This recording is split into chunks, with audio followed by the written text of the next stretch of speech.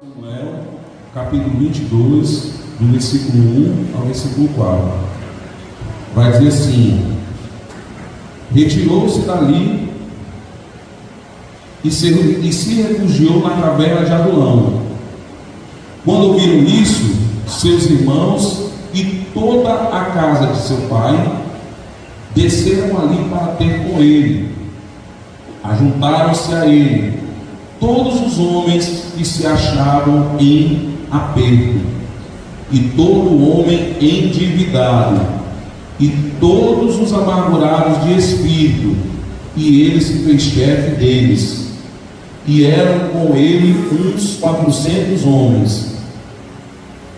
Dali passou Davi a Mispa de Moabe, e disse ao seu rei: deixa estar meu pai e minha mãe convosco, até que eu saiba o que Deus há de fazer de mim. Trouxe-os perante o rei de Moabe, e com este moraram por todo o tempo que Davi esteve no lugar seguro. Amém? Senhor Deus, aqui é a tua palavra, meu Pai.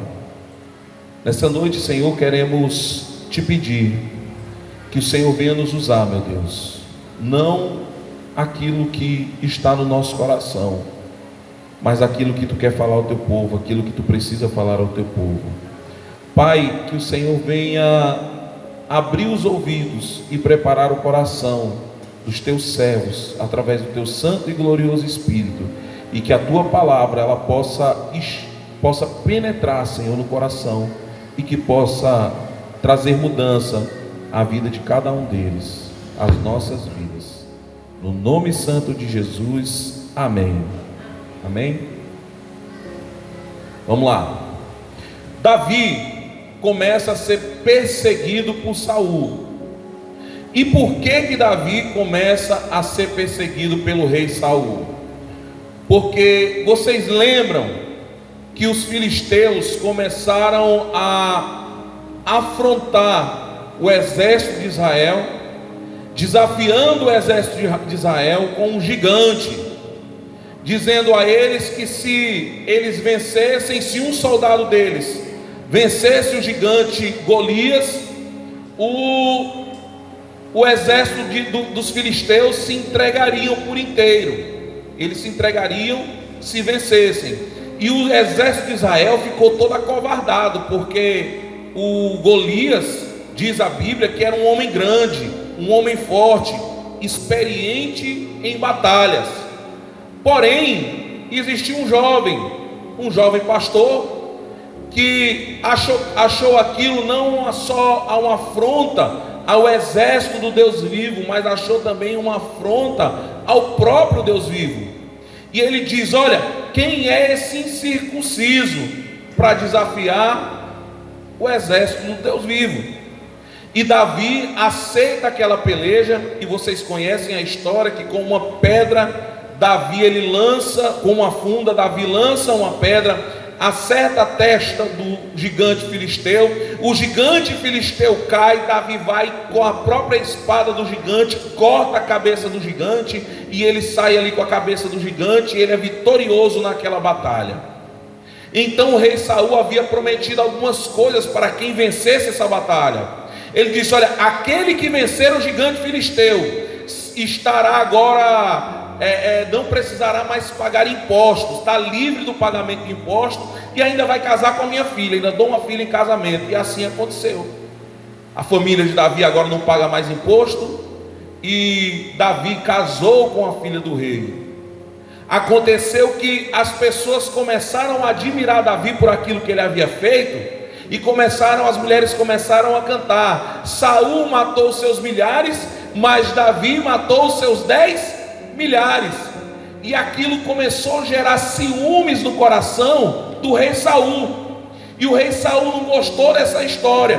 O rei Saul então começa a perseguir Davi. E é aqui aonde nós entramos no texto.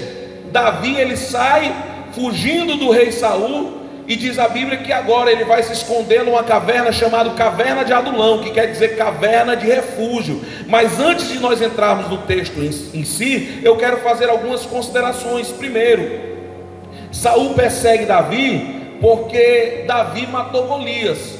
Porém, algumas mulheres gostavam de Davi, porque também Davi, o povo admirava Davi, porque também Davi havia matado Golias. Presta atenção, Davi era amado por alguma coisa que ele fez, mas ele era odiado pela mesma coisa, e assim é na nossa vida. Às vezes nós somos amados por algo que fazemos, mas às vezes nós somos odiados por aquilo que nós fazemos também. Preste atenção, não acredite que você será unanimidade. Existem pessoas que vão amar você porque você é do seu jeito, mas existem pessoas que vão te odiar porque você é desse mesmo jeito. Existem pessoas que vão te admirar pelo que você é e pelo que você faz, mas existem pessoas que não vão suportar olhar para você pelo mesmo motivo.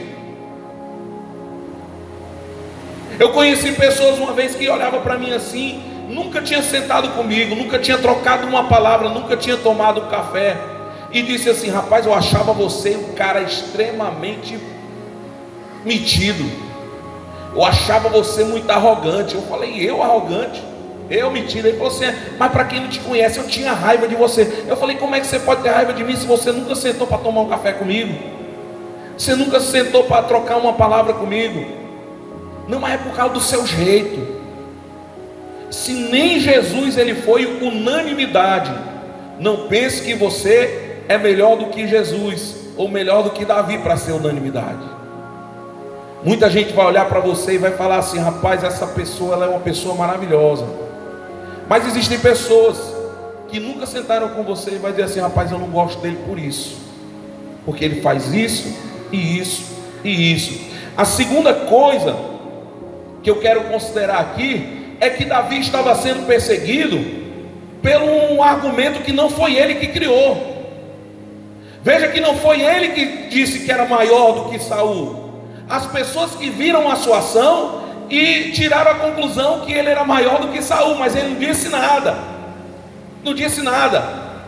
E ele sofreu as consequências de algo que ele não criou, de argumentos que ele não fez, de coisas que ele nunca disse. As pessoas estavam dizendo: Davi matou seus 10 milhares. Mas Saul matou só seus milhares. Davi é maior do que Saul. Preste atenção, irmãos. Preste atenção.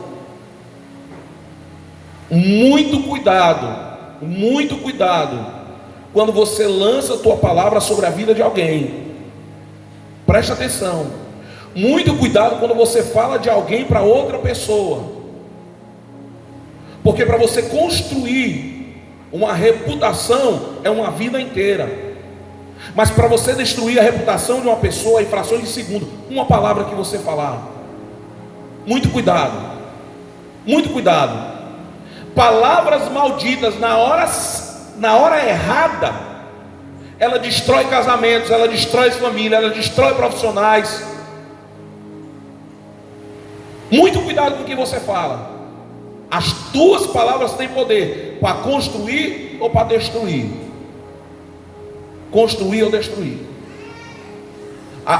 Tenha certeza do que você está vendo e tenha convicção do que você está falando. Porque depois que você lança a palavra, ela não volta mais atrás. E às vezes o efeito daquilo que você fala causa algo muito ruim na vida de uma pessoa. Às vezes uma palavra é devastadora na vida de alguém. E às vezes você pode até pedir desculpas. Você pode falar: desculpa, não foi isso que eu quis dizer. Mas depois que está dito, já foi. Sempre na mente das outras pessoas que ouviram, mesmo que seja provado que aquilo era errado, sempre vai haver: já existia alguma coisa, a gente já ouviu falar algo parecido sobre isso. Não é, a gente já, vocês estão entendendo como é? Então muito cuidado com aquilo que você fala, principalmente quando você fala na vida de alguém, porque a palavra ela pode construir, mas uma palavra ela pode destruir. Agora sim, Feito essas considerações, eu quero entrar no texto. Veja, no versículo 1, vai dizer o seguinte: que as mulheres, Saul começa a perseguir Davi. Davi ele foge para a caverna de Adulão por causa das palavras de uma mulher, por causa daquilo que Davi havia feito. Preste atenção. Saul ele tinha a coroa, mas Davi ele tinha a liderança. Saul reinava, porém Davi era quem liderava. A coroa fazia de Saul um rei, mas a coroa não fazia Saul de um líder. Todo mundo olhava para Saul, acima da sua cabeça existia uma coroa, mas Saul ele era rei, mas ele não era líder. Ser rei é ser diferente de líder. Se você pegar na história do mundo, você vai ver que existiram reis que foram verdadeiros líderes, mas você vai ver que existiram reis que foram verdadeiros fiascos. Saul foi um deles. Sabe por que Saul foi um rei que decepcionou? Porque Saul ele foi um rei levantado por homens. Homens levantam reis, mas Deus levanta líderes. O povo começou a reclamar: nós queremos um líder, nós queremos um rei, nós queremos um rei. Deus já havia um rei, um líder preparado para Israel, que era Davi. Mas de tanto o povo pedir e murmurar, Deus falou: vocês querem um? Então toma aqui Saul. Deus entrega um rei, mas não entrega um líder. A coroa não fazia de Saul um líder, fazia dele um rei, mas não fazia dele um líder. Pastor, por que você fala isso? Porque o líder ele tem algumas características. E aí agora a gente entra no texto. No versículo 1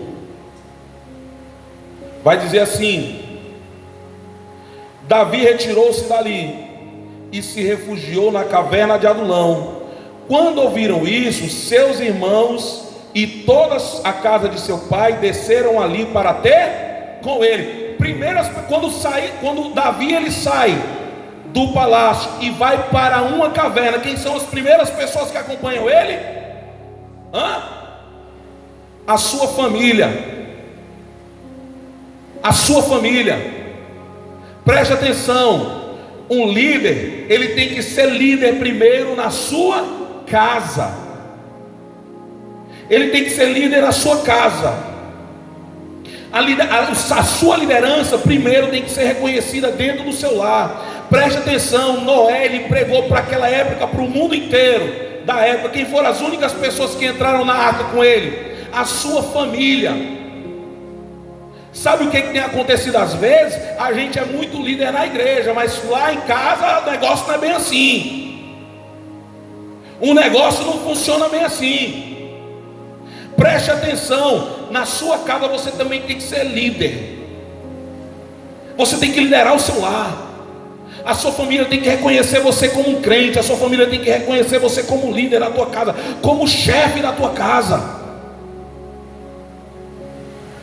como chefe levantado por Deus. Conta-se uma história de um diácono que faleceu, e aí foi no velório. O pastor estava lá, caixão do diácono, e o pastor começou a fazer a consideração do diácono aqui: esse é o irmão fulano de tal, uma bênção de Deus, homem de Deus, homem que lia a Bíblia, um homem que era segundo a palavra de Deus, homem que pregava a palavra de Deus, homem que vivia. Aí estava a viúva e o filho ali do lado ali, e o pastor falando: esse é um homem usado por Deus. Aí o filho se levantou da cadeira e foi olhar lá e voltou. Aí a viúva perguntou assim: meu filho, o que é que você foi fazer? Não, fui conferir se era o papai que estava lá mesmo, porque isso é que o pastor está falando aí não era o que eu conheci em casa não. Então veja, o que você é na igreja, você tem que ser no seu lar. Eu conheci um pastor em Pernambuco, que olha só, o pastor ia para a igreja no domingo, ele ia para a igreja, o pastor da igreja batista, ele ia para a igreja, a mulher dele ia para a Assembleia de Deus. Ele vinha 7 horas, chegava na porta da igreja, deixava a mulher na Assembleia de Deus e ia pastorear a sua igreja. O cara não era líder nem da sua casa. Nem a mulher queria congregar com o cara. Nem a própria esposa queria ser a ovelha dele. Irmãos, um líder, ele começa no seu lar. O líder, ele começa no seu lar. E eu vou dizer uma coisa. Olha, veja o que Davi fez lá no versículo 3. Quando seus pais vão para lá, ele vai até um reinado, e ele pega os seus pais que já eram velhos, chega para o rei lá, se eu não me engano, de Mispa, e diz assim: meu rei, tome conta dos meus pais aqui, até eu ver o que Deus vai fazer, o que Deus quer da minha vida. Cuide aqui dos meus pais, que eles já estão velhinhos. Cuida dele, que eu quero ver, porque quando eu souber o que Deus vai fazer comigo, eu venho pegar eles de volta. Olha o cuidado que ele tinha com os seus pais. O líder, quando eu falo, não é só o pai, mas também é o filho. Ele era líder como pai, mas o líder começa como filho. E deixa eu dar uma dica para vocês, as meninas que estão solteiras aqui, que pretendem casar. Eu vou dar uma dica para você. Olhe como é o seu namorado, o seu noivo, o rapaz que você pretende casar, o quanto você arrumar para casar. Olha como ele é dentro de casa com os pais. Porque do jeito que ele for com a mãe, do jeito que ele for com o pai, ele vai ser com você. Do jeito que ele agir dentro da tua casa, ele vai ser com você. Se ele for um cara que maltrata a mãe, se ele for um cara que maltrata o pai, pula fora, porque é laço. É laço. É laço. Da mesma forma que ele for na tua casa, observe, veja. Se o cara for desleixado com as coisas de Deus, ele vai ser desleixado no teu casamento. Se houver desleixo nas coisas de Deus, ele não vai ter cuidado com você. Se ele não cuida nem das coisas que é de Deus, ele vai cuidar de você.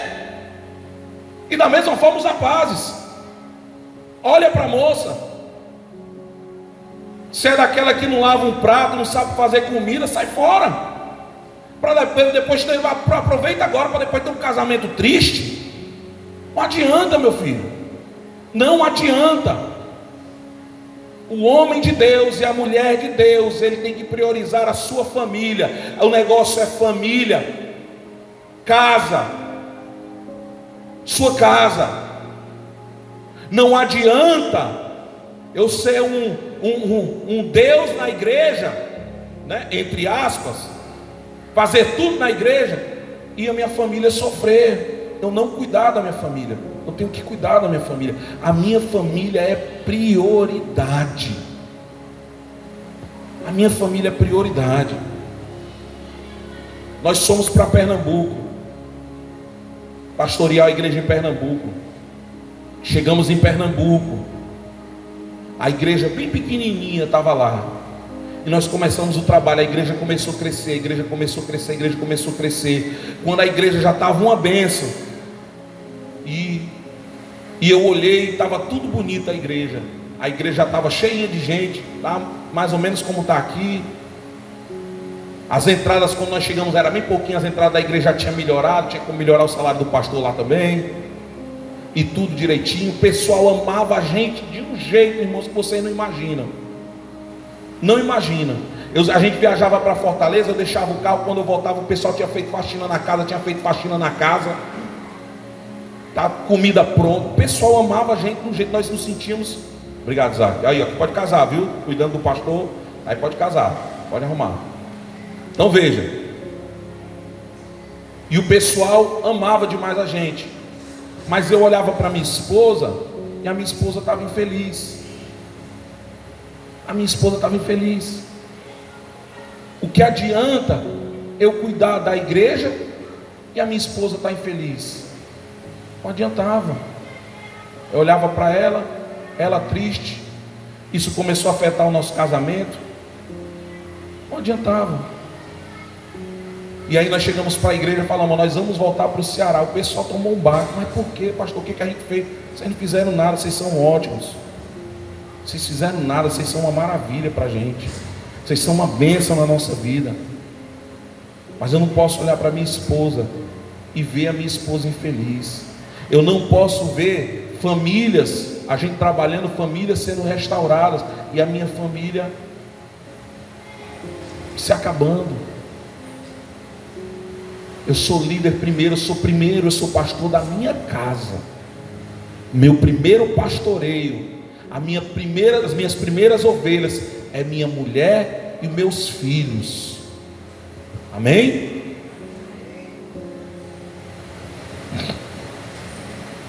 Versículo 2. Versículo 2. Não só a sua família o seguiu, mas veja também, ajuntaram-se a ele todos os homens que se achavam em aperto, e todo homem endividado, e todos os amargurados de espírito, e ele se fez chefe deles, e eram com ele uns 400 homens. Presta atenção. Algumas pessoas que estavam no reinado de Saul, que estavam debaixo da liderança de Saul, souberam que Davi não estava mais no palácio, e souberam que Davi estava morando numa caverna. Sabe o que eles decidiram? É melhor estar morando numa caverna com uma pessoa que nos direciona, do que estar morando numa cidade com uma pessoa que não sabe para onde vai. As pessoas seguiram Davi, acompanharam a Davi. Não era pouco, era em torno de 400 pessoas. E aí, sabe quem eram essas pessoas? Preste atenção, aqui que eu acho interessante. Eram pessoas, a Bíblia diz no verso 2, que ajuntaram-se a eles homens que se achavam em aperto, e todo homem endividado, e todos amargurados de espírito. Veja, preste atenção, aquilo que tinha de pior na cidade acompanhou Davi. Aí você vai dizer assim: 400 homens acompanharam Davi. Pastor, não tem problema, que eram homens que estavam amargurados. Mas pelo menos tinha dinheiro. Tinha não, estava endividado. Não, mas aqueles que estavam endividados, a água não dava, estava todo mundo destroçado. Aqueles que acompanharam Davi foram os piores homens. Agora eu pergunto para você: quem é o homem que vai montar um time e só escolhe os piores? Se a gente for fazer um racha, irmão Albanildo, você for escolher seu time, você vai escolher quem? Aquele que você sabe que joga bola. Você vai olhar para o porte físico do pastor, vai dizer assim: rapaz, esse aí não dá para jogar bola, esse aí dá para ser a bola, mas para jogar bola não dá muito não. Você vai escolher quem joga. Não se monta time com os piores. É assim ou não é? As contratações milionárias são dos melhores. Mas o verdadeiro líder, ele não trabalha com os melhores. Ele trabalha com aquilo que Deus dá para ele trabalhar. Ele trabalha com aquilo que Deus dá para ele trabalhar. Ele não tinha um exército na sua mão, mas ele tinha homens que diziam: daqui a gente pode formar um exército. Porque os liderados, eles tendem a ser o espelho dos seus líderes. Os liderados tendem a ser o espelho dos seus líderes. Deixa eu dizer uma coisa para vocês aqui. Um dia eu conversando com um pastor amigo, conversando com o meu cunhado, e a gente conversando sobre um ministério X, como vou citar nomes, que o pastor, ele sempre tinha um fogo, sempre tinha um problema, acendia-se um problema na vida dele de cunho sexual. Sempre aparecia um probleminha lá, sempre aparecia um escândalo, mas aí apagava um fogo, sempre de cunho sexual. E por incrível que pareça, irmãos, preste atenção, vários pastores do seu ministério, que fazia parte do seu ministério, apresentavam o mesmo problema. Apresentavam sempre o mesmo problema. O líder tinha esse problema, e os liderados apresentavam o mesmo problema. O mesmo problema. A igreja, ela tem de ser aquilo que o líder ele é. A igreja tem de ser a que se espelhar na sua liderança. Por isso que eu peço a Deus, eu peço em Deus, que essa igreja tenha uma liderança compromissada. Eu peço em Deus que essa igreja tenha uma liderança espiritual. Eu peço em Deus que essa igreja tenha uma liderança forte, espiritualmente falando, para que as pessoas cheguem, olhem e vejam assim: olha, eu quero ser um cara espiritual como ele é. Eu quero ser um ministro de louvor como ele é. Eu quero ser um pregador como ele é. Que as pessoas se espelhem nas nossas coisas boas. Temos falha, mas as nossas coisas boas têm que sobressair aquilo que nós somos. Esses homens que se ajuntaram a Davi, lá na frente, se você depois for ler lá no capítulo 23, você vai ver que esses homens se transformaram nos valentes de Davi. Davi pega a coxa da sociedade e transforma num exército, porque ele era guerreiro. Tinha suas falhas, mas ele era um homem segundo o coração de Deus, um homem que errava, mas um homem que se arrependia. Então não importa as pessoas que chegam, se não tem nenhum preparo. Se você tiver o interesse de ser preparado, você vai ser preparado. E de um lugar onde ninguém acredita, podem surgir líderes, podem surgir um exército, sim. Amém? Direcionado por Deus. Para Davi, este lugar era um lugar de refúgio. Para Davi esse era um lugar de refúgio. Mas para esses homens que seguiam a Davi, Adulão era um lugar de recomeço. Para muitos aqui, este trabalho pode ser um lugar de refúgio. Mas eu quero dizer uma coisa para você: este lugar, você está num lugar de recomeço da sua vida. No computador não tem aquele botãozinho de restart, reiniciar? Não tem? O meu celular é um celularzinho peba. O meu mais peba que você pode imaginar. É igual o da Nathalie. Peba dos peba. Então quando ele está muito cheio, ele fica, sabe o que? Travando, né? Fica só travando. A gente vai abrir uma coisa, abrir um WhatsApp, não consegue. Aí a gente tem que apagar tudo que tem nele, mas não funciona. Mas a partir do momento que eu reinicio ele, tudo aquilo que eu apago, parece que a máquina dá uma reviravolta lá, reinicia e o celular fica uma balinha. E é isso que Deus quer para a sua vida neste lugar. Que você apague todas as coisas, todos os lixos que você não usa, que você deixe para trás, você jogue fora. E que você dê um restart na sua vida. Que você enxergue este lugar como um lugar de recomeço, um lugar de renovo na sua vida. Que você saia daqui hoje dizendo: Senhor, eu não quero sair da mesma forma que eu entrei. Eu quero ser uma nova pessoa. Eu estou como esses homens que chegaram a Davi. Eu estou endividado. Eu estou com um problema psicológico. Eu estou vivendo uma vida que eu não quero para mim. Mas aqui é um lugar de refúgio. Aqui é um lugar de recomeço. Amém? Pega no ombro do irmão que está do seu lado. Bota a mãozinha assim no ombro que está. Bota assim a mãozinha no ombro que está do seu lado. E bota Vânia, a mãozinha no ombro do irmão que está do lado. Isso. Aí você vai dar um pedala robinho nele assim, ó. Isso. Diz assim: recomeça. Recomeça. Recomeça. Ainda dá tempo de recomeçar.